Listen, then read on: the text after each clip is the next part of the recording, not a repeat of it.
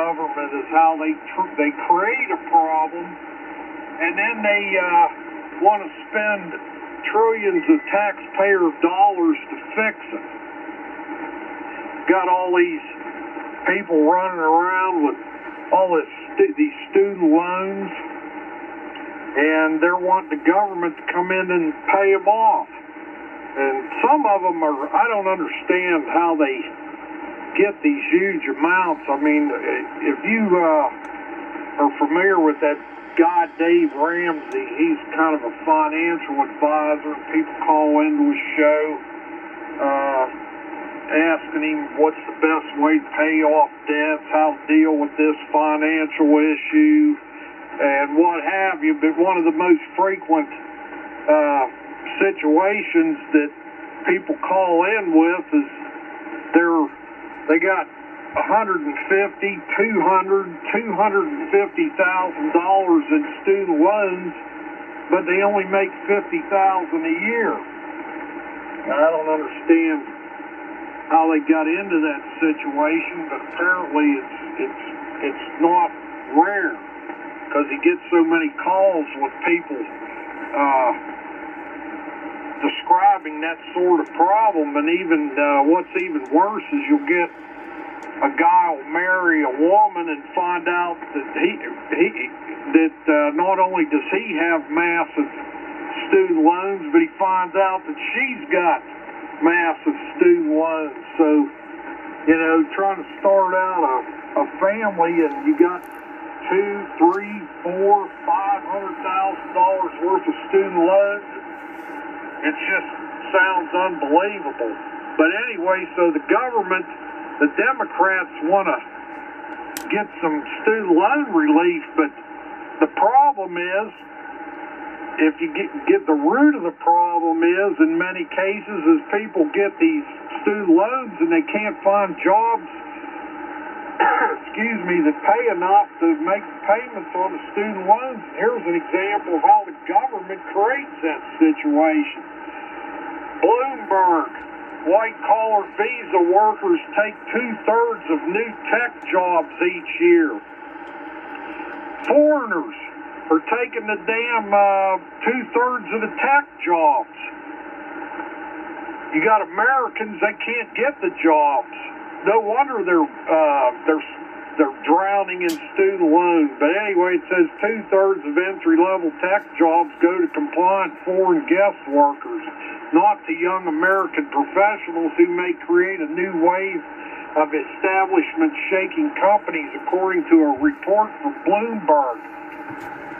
In 2018, the U.S. had between 96,000 and 143,000 openings in IT occupations that typically went to candidates with a bachelor's degree or higher in computer science or engineering, said the March 10 report headline, STEM graduates deserve a better path to good jobs.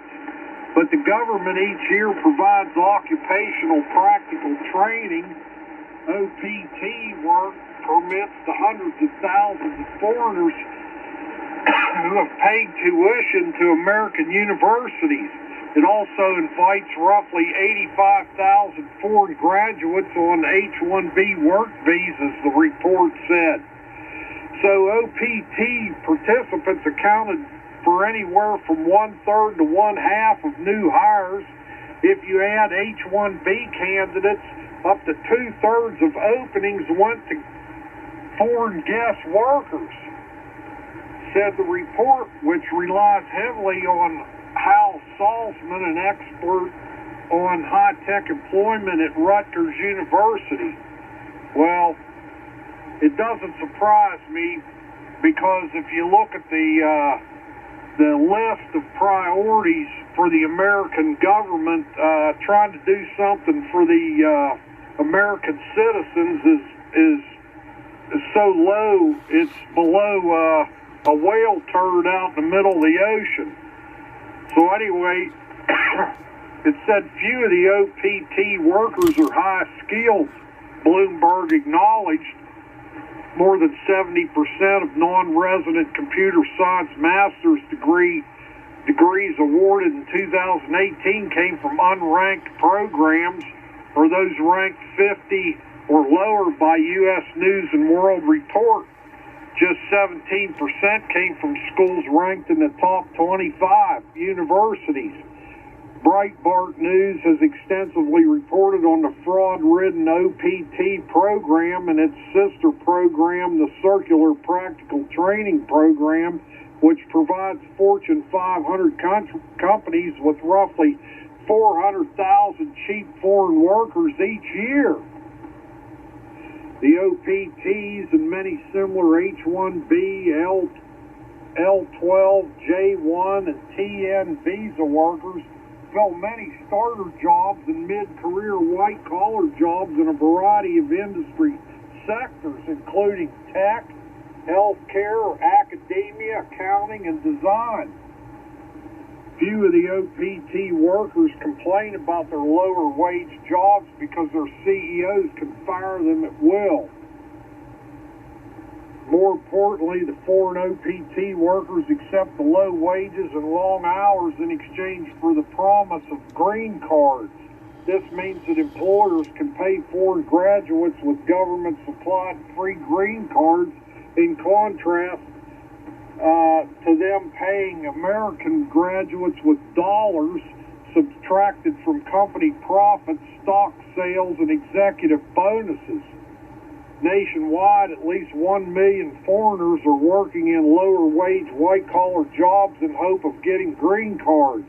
This huge green card workforce helps lower many American salaries, diminish the importance of professional advice in business, and smother the future creation of innovative companies by experienced and outspoken American graduates.